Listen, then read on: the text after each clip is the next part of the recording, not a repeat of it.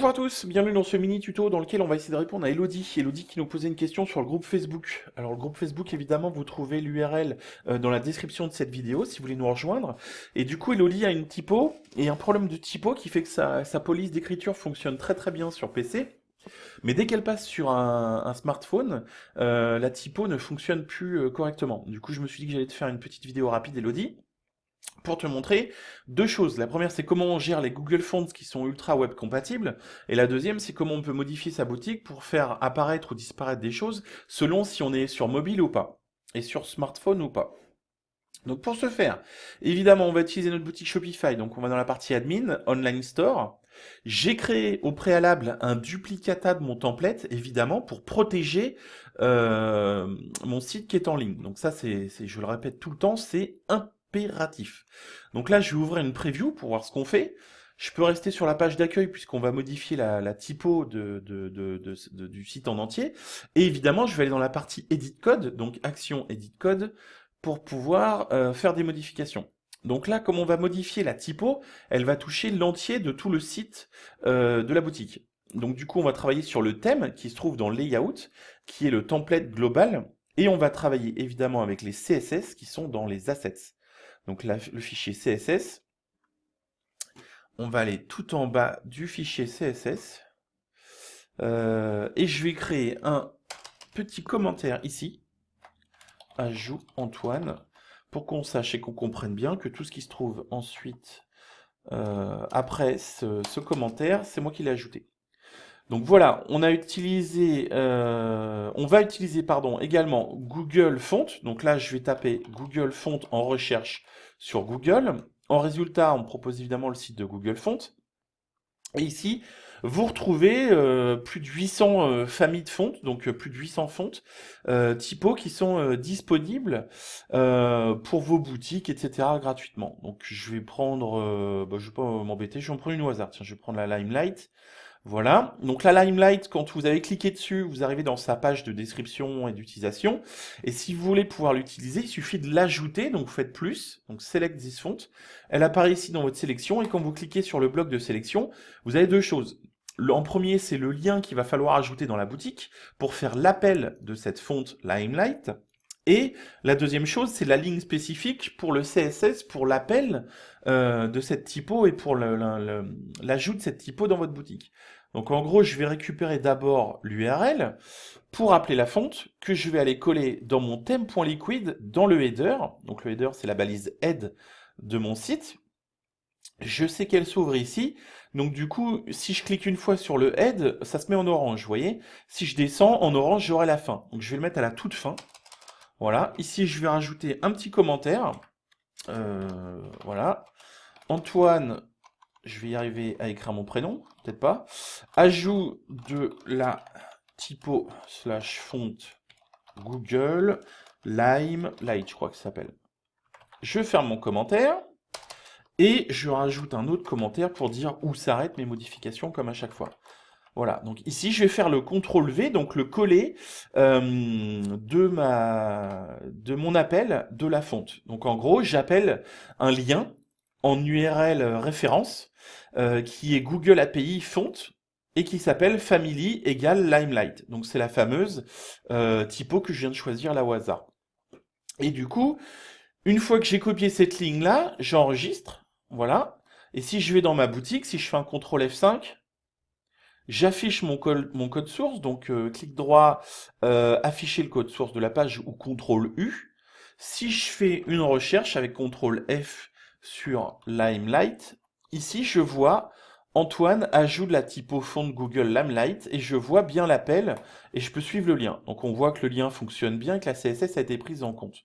Voilà, donc ça c'était pour vérifier que ça fonctionne bien. Et maintenant, je vais aller dans mon CSS, tout en bas, là où j'ai fait ma modification. Et je vais aller incorporer l'appel de la famille, de la font family, donc de la typo que je vais utiliser. Donc là, je vais faire un copier de ça.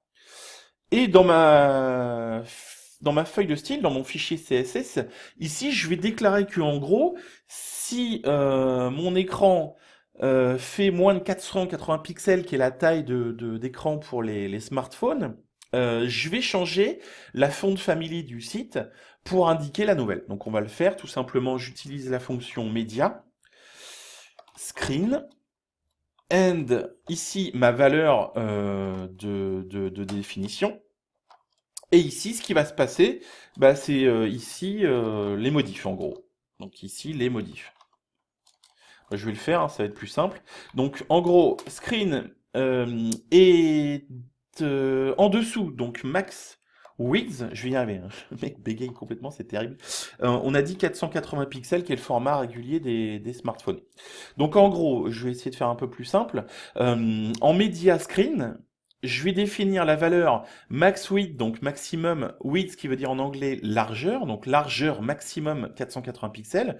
Donc en gros, si l'écran est en dessous d'une largeur maximum de 480 pixels, ici, je vais charger Font Family Limelight. Mais je vais le définir à quel moment et sur quel endroit. Donc là, on va travailler sur le body, puisqu'on travaille sur la totalité du site. Hop. Donc body, et je vais copier la ligne du Font Family Limelight. Voilà. Je vais rajouter un petit hack important, au cas où, et je vais enregistrer. Donc là, on a une typo globale pour le site, alors j'espère qu'il n'y a pas une typo spécifique pour ces textes-là, qui devrait changer si là j'utilise ma barre d'outils, je change le format pour mettre en mobile, voilà. La typo, bingo, on a de la chance à marcher du premier coup. Vous voyez que la typo est différente, elle ressemble à, alors je vais baisser ça, elle ressemble tout à fait à cette typo un petit peu 1920-28 là, Charleston, qui s'appelle Limelight. Donc du coup, on voit que sur un format... Alors ce bouton-là, je voulais peut-être pas montrer forcément avant. C'est un bouton qui vous permet de passer du web PC au format smartphone. Donc vous voyez tout simplement PC, smartphone, PC, smartphone. Et donc du coup en PC, j'ai une typo qui est définie par ma boutique. Alors je sais pas laquelle c'est, j'ai pas regardé, mais j'ai une typo qui est spécifique. Et si je change, je passe en comment dirais-je, en format mobile. Vous voyez que la typo elle est remplacée par la typo que j'ai choisie ici. Donc c'est très simple, on va revoir ce qu'on a fait. On a ajouté une ligne qu'on a récupérée dans Google Fonts. Donc en gros, j'ai ajouté ma Limelight dans Google Fonts. Je l'ai sélectionnée et ici, j'ai récupéré les informations de sélection, c'est-à-dire le lien pour l'ajouter dans mon header de template et l'information de la font family que je veux utiliser quand je suis en mobile. Donc pour définir ça, j'ai ajouté donc ma ligne du lien dans mon header de ma boutique, donc sur mon template. Et dans ma feuille de style, dans mon fichier CSS, j'ai rajouté une ligne qui me dit en Media Screen la valeur maximum de 480 pixels pour faire ces modifications-là, pardon. Et dans le body, donc dans le corps complet de tout mon site, je modifie la typo en lui indiquant un petit hack important au cas où il y aurait une modification qui était déjà instruite et donc qui soit déjà prise en compte. Voilà, donc en quelques lignes, on voit comment on fait ensuite du coup, pour modifier les typos sur mobile ou pas. Évidemment, j'en profite pour vous rappeler que cette modification-là, elle fonctionne non seulement pour la font family qu'on vient d'utiliser, mais pour toute autre chose. Par exemple, si je veux masquer un bloc, je vais identifier peut-être un bloc, tiens, le bloc feature collection. Donc, vous voyez, j'utilise mon identification. Qu'est-ce que je vais retrouver? Section header, je voulais quelque chose d'un peu spécifique quand même. Grid uniforme. Bon, c'est pas grave, on va le faire un peu à l'arrache. Je prends juste cet attribut-là, classe, avec sa valeur grid view item. Ici, dans Media Screen, je vais utiliser donc cette valeur que je viens de récupérer. Et donc, je vais lui faire un display none. Alors, ne le faites pas, hein, c'est juste pour faire un test, pour vous montrer un exemple de ce qu'on peut faire. Mais typiquement, là, en gros, ce que je fais, c'est que je lui dis, donc, si ma largeur maximum d'écran, elle est inférieure à 480, ça veut dire que donc, je suis en smartphone. Si je suis sur smartphone, ce bloc-là que je viens d'identifier, donc ce petit bloc gris d'uniforme là qui comprend la photo plus le nom du produit, je lui dis le display, donc l'affichage est none, c'est-à-dire nul. Et du coup, si j'enregistre, en théorie, c'est là la magie du live, si je fais un CTRL F5 pour rafraîchir ma page, hop, voilà, mon bloc a disparu. Vous voyez? Je retrouve bien mon truc, mais mon bloc que j'avais avec la photo du produit, plus le prix, etc., a disparu. Donc ça me permet de masquer, afficher ou cacher des blocs selon si je suis sur mobile ou pas. Si je repasse sur PC, hop, Il a réapparu. Vous voyez, le fameux bloc avec mon produit, plus le prix, etc. a réapparu. Donc ne masquez pas ce bloc-là, hein, évidemment, hein. C'est juste un exemple pour vous montrer que ici, grâce à cette ligne fonctionnelle, je peux faire des différenciations sur le PC ou sur le smartphone. Afficher ou non des photos, des images, des blocs, etc.